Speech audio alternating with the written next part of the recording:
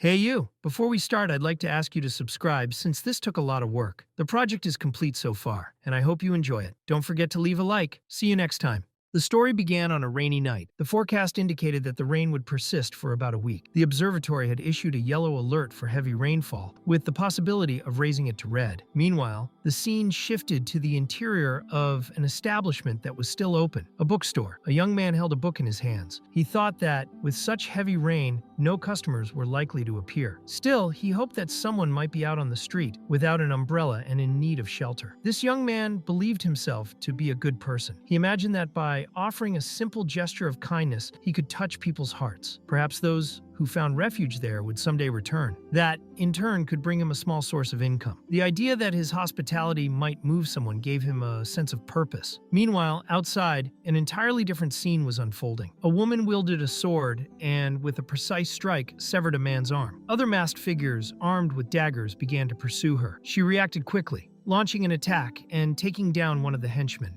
Moments later, she appeared behind another and snapped his neck in a swift motion. But she was wounded. She had started to bleed. Though she had won the fight, she felt her body had reached its limit. 4 of her ribs were broken. She considered that a light injury, but recovery would be slow. Her blood was contaminated. She would need at least an hour to regain basic function. She knew that if she didn't find a place to hide soon, she would be in serious danger. What she needed most at that moment was time. So she began to walk, using her sword disguised as a cane, leaving behind several bodies sprawled across the ground. Moving forward, her eyes caught sight of a faint light glowing amid the storm. It was a bookstore. She found it curious that, among all the closed shops, that one alone remained open during such a violent downpour. She didn't know whether it was coincidence or a trap. Either way, she needed shelter to buy some time. She decided to enter first and observe. Upon entering, she saw the young man with a book in his hands. He smiled when he saw her, seemingly genuinely happy about the visit. With kindness, he welcomed her and called her the beautiful customer who had braved the storm. To him, that woman carried many stories. He felt compelled to serve her in the best way possible, ready to use every technique he had learned as a bookseller. He mentioned that a warm towel was available and offered to help her get comfortable. The woman, surprised by such preparation, noticed that everything seemed arranged specifically for her. That was not normal. A simple bookseller wouldn't be so well prepared. She started to grow suspicious. Perhaps he knew something. Still, she accepted the towel, dried herself off, and thanked him. She let him handle the heater as he pleased. In her mind, the important thing now was to figure out which organization this man belonged to. She considered possibilities like the Tower of the Secret Instrument, the Society of Truth, or Walpurgis, the Chosen of the Night. Nothing about him seemed ordinary. He definitely didn't act like a mere bookstore owner. She needed to confirm whether he had truly said he was expecting her. Lin, the young man, explained that yes, he had been expecting her. He said he believed destiny was sometimes magical, capable of uniting 2 strangers in unexpected ways. He thought she was going through a difficult time. Lin commented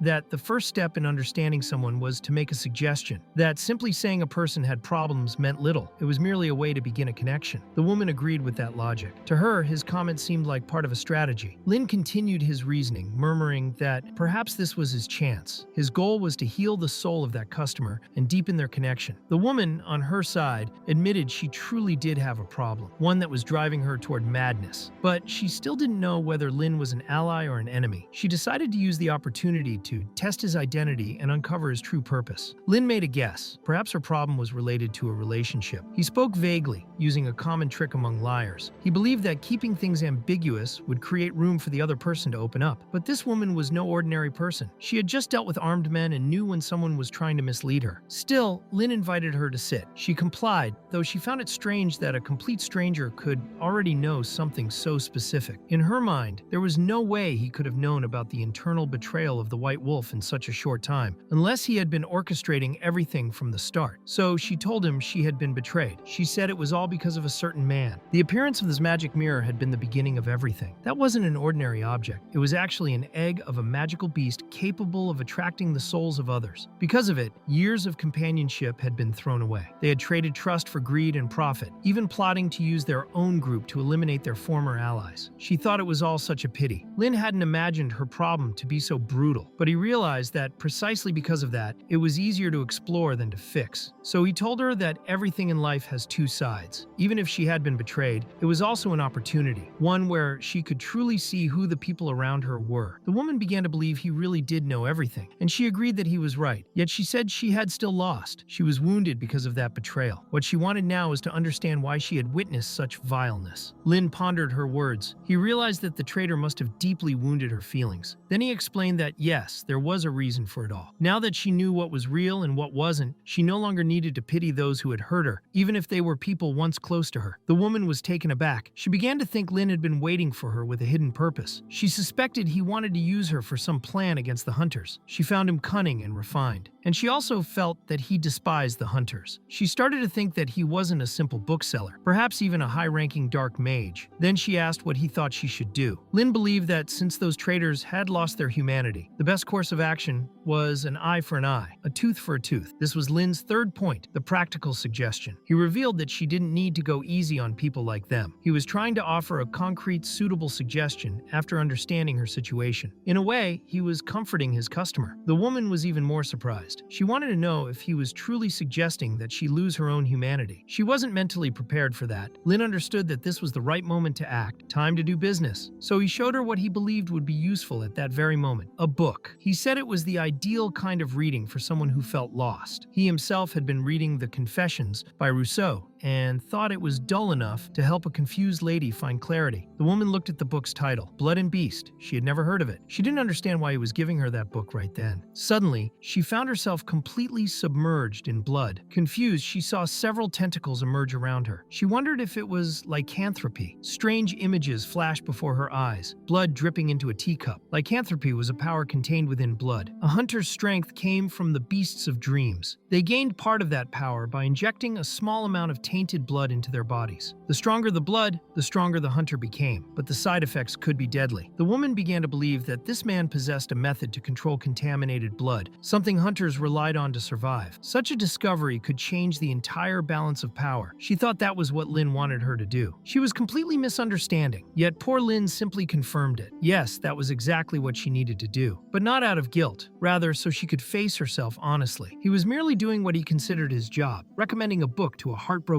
girl. She took the book in trembling hands, frightened. He could have offered comforting words, but instead, he gave her a book. Still, it looked as if she were on the verge of tears. Then Lin placed a hand on her shoulder. He wanted to say something to strengthen her resolve. He declared that, on the day the final trumpet sounded, he would stand before the supreme judge with that very book in his hands and proclaim aloud, "This was my thought. This is who I truly am." To Lin, every person harbored a primitive, bestial desire. He encouraged her to confront it and to trust him. If she did, she would be reborn. That was Lin's fourth point, the decisive conclusion, the moment when he guided his customer onto the right path, a path only possible after unlocking the deepest emotions. Lin used the customer's own trust to help her take action. Smiling, he said it was all for a new tomorrow. He invited her to share a toast with him. The woman thanked him for the advice and said she would move forward. Without hesitation, she drank from the cup. Lin was startled. It was only hot water. He had merely wanted her to warm her stomach. Still, she seemed fine. At that moment, he asked her to fill out the library's registration form. She wrote down her details. That was when Lin saw her name, Ji Shu. He remembered a famous millionaire who had developed that underground district, Jibonong. Lin realized the woman before him was his only daughter. He was surprised. He saw in this encounter an unexpected opportunity. With her, he might earn enough money to renovate his shop's display window. He offered her a 1-month loan for the book, with the possibility of extending it for 1 more week at most. Since the rain was still pouring outside, he also lent her an umbrella and asked her to return it when she brought the book back. She thanked him for his help, but wanted to know a bit more about it. Lin grew a little uneasy, wondering if he had said too much by accident, but he decided to answer honestly. He revealed that his name was Lin Ji and that he was the owner of that bookstore. Even so, Ji Shu still believed he wasn't revealing his true identity, yet she felt he was on her side, so she wished him good night and left. Lin wished her a safe journey. When she was gone, he sat back satisfied that he had done his good deed for the day. He felt wonderful about it. Perhaps he thought that was the reason he had been transported to that world. He began tidying up the counter, preparing for the next customer, if there would be another that day. Meanwhile, Ji Chu opened the umbrella and walked down the street. She believed Lin wanted her to deal with the traitor before the deadline. Still, he seemed hopeful that she would return someday. Suddenly, she was startled. She immediately activated her cane. A man holding a book was approaching her. At that instant, the scene shifted to another place, the continent of Azir, in a city called Nokin. There,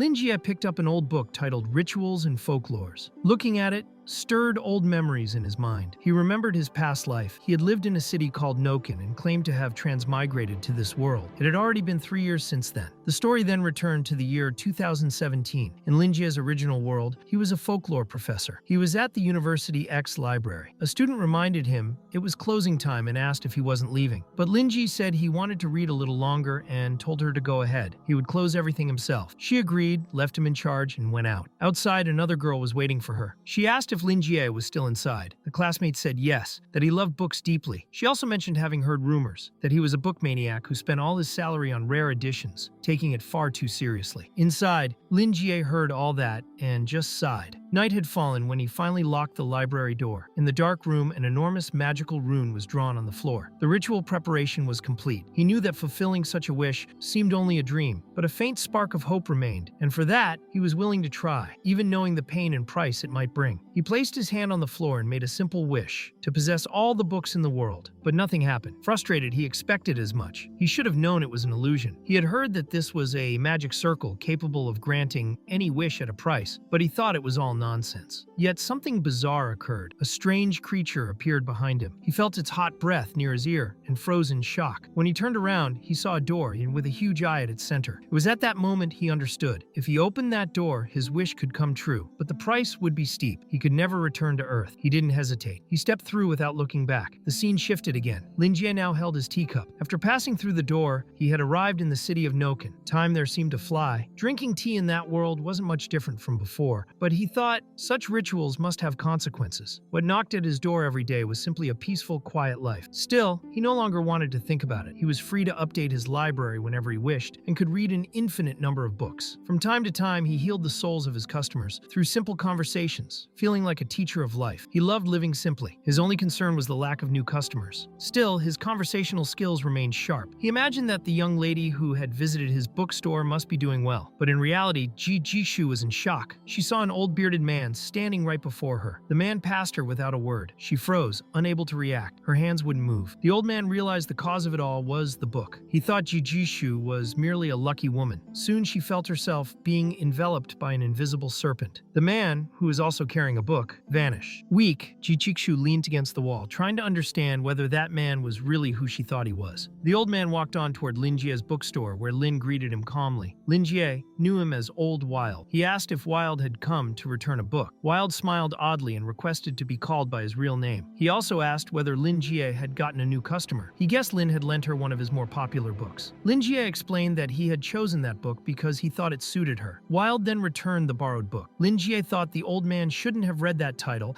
It would only make him more confused. Wild only understood this after realizing how profound the book truly was. It was like a complete world from life to death, from beginning to end. Ji Jishu, still outside, was listening to the entire conversation. She knew who that man was. His real name was Frank Wild, also known as the Devastating Black Mage, a man with a face covered in black scales. According to the 1788 rules of the Society of Truth, mutants were divided into 4 levels. The acronym used was a PDI: abnormal, petrifying, devastating, and indescribable. Frank Wild was known for the mask he wore. His serpent blood made his pupils dark green. In the past, he had fought against one of the 10 Holy Knights of the Tower. During that battle, he destroyed an area of 10,000 square kilometers. That was how he earned the title of Devastating. There weren't even 10 mutants of that level in the upper region of Noken. Across the entire continent, there were fewer than 100. Ji Jishu couldn't believe that Lin Jie was able to have a normal conversation with a mutant like that. Perhaps she truly had met someone extraordinary. Meanwhile, Lin Jie was tidying up the books. He thought Frank Wild seemed to be in a bad mood. If the old man needed help, Lin Jie believed he shouldn't hesitate to ask. Despite his strange appearance, Frank Wild was one of the few regular customers who often visited the bookstore. Lin Jie knew he had 2 sons who didn't treat him well. His mistress had left him. His colleagues feared him because of his looks. That's why he was always alone, a true empty nester. For Lin Jie, it felt nostalgic. He then recalled their first meeting 2 years ago. That day, Lin Jie smiled and welcomed the new customer. He thought the man had an extraordinary story. His clothes suggested wealth, and his face was deliberately covered. Lin Jie found him interesting, but noticed a spiritual emptiness in him. He wanted to heal that man's soul, and if he succeeded, perhaps turn him into a loyal patron. When Frank Wild realized Lin Jie was the bookstore owner, he offered him an old book he'd kept for a long time, believing it might hold value for collectors. Lin Jie said he gladly accepted such works and explained that his bookstore provided a wide variety of services. Without delay, he went to get some black tea, saying it was the only thing he had to offer at that moment. Even so, Frank Wilde initially refused, commenting that his face frightened people. But Lin Jie believed there was no reason to fear a customer. To him, focusing on appearance instead of the heart was utter foolishness. His words moved the old man, who then removed his hood as a gesture of trust. He liked what he heard and accepted the tea, thanking Lin Jie for his kindness. It was at that moment that Lin Jie saw the old man's face clearly. He thought it was truly ugly, a face hidden by a mask and many scars. Still, he chose not to comment to avoid making the situation awkward. Instead, he focused on the book he had received. He realized it contained detailed research on several obscure languages and decided that was where he should direct his attention. Frank Wilde sipped the tea calmly and found he actually liked the flavor. He could tell Lin Jie was skilled in his craft. Meanwhile, the bookstore owner examined the book more closely. It was a rare record of unusual and even extinct languages. The letters and lines were imbued with magic. That caught Lin Jie's attention, and he was impressed. Frank Wilde was astonished. He couldn't understand how Lin Jie could sense the magical essence within the manuscripts. Those texts had been carefully treated with exorcism, and not even the most powerful mutants could detect any lingering abnormality. Yet Lin Jie interacted with it so naturally and calmly. It made the old man begin to question who this person truly was. He felt he couldn't let his guard down. Even though he couldn't sense any aura from Lin Jie, he knew this man was anything but ordinary. Curious, he asked if Lin Jie had studied such material before. Lin Jie replied that he wouldn't call it study. He said he simply had a few books and had long expected that someone as knowledgeable as Frank would eventually become lonely. So he decided to offer the old man a new direction. He showed him a blue-covered book, the famous demonic language, considered one of the most complex dialects of ancient China. He wanted to test whether Frank Wilde could understand it. When the old man saw the title, he trembled. The cup slipped from his hand, and he grew visibly nervous just at the thought of that language. To him, it represented the true demon. Lin Jie, however, was pleased. His plan had worked. Frank Wilde wanted to know where Lin Jie had obtained such a rare book. The question frustrated the bookseller. He couldn't simply say that there was no such place as China in this world, so he quickly made up a story, claiming that the book came from an ancient civilization, one he could never return to. The old man noticed the longing in Lin Jie's voice, which made him believe the bookseller had some kind of connection to that mysterious civilization. His curiosity deepened. He wanted to understand what kind of being Lin Jie really was. At that moment, the bookseller asked how he should address his customer. Frank Wilde answered, revealing his name, and also asked Lin Jie's. Thus, they introduced themselves formally. Even after learning the old man's name, Lin Jie kept referring to him as Old Wilde. The old man noticed that, but decided not to dwell on it. The story returned to the present. Frank Wilde explained to the bookseller that he had reached a new bottleneck in his research. Thanks to the demonic language book Lin Jie had lent him 2 years earlier, he had discovered a new direction, but now he needed more clues like that. He wanted similar books, especially those dealing with ancient and occult languages. Lin Jie understood perfectly and promised to help his customer once more. Then, the scene shifted abruptly. It showed a moment from 40 years ago. Frank was young then, standing before a giant. The giant watched him intently, recognizing in the young man the power of a mage, one who controlled the power of words and languages. White mages wrote their spells, while black mages recited them. As a black mage, young Frank Wilde needed to find the sound of his own soul, to create a personal and unique language. Only then could he walk the path to the supreme level. Frank Wilde remembered that scene vividly, amazed that he still recalled those words so clearly. Back in the present, Lin Jie wanted to confirm whether that was truly what the old man desired. To borrow another book like the demonic language, Frank Wilde said yes. He explained that the book was confusing. It seemed to belong to a single language, yet was deeply intertwined with a culture and customs he didn't know. He needed to understand it better. Lin Jie thought for a moment, asked him to wait,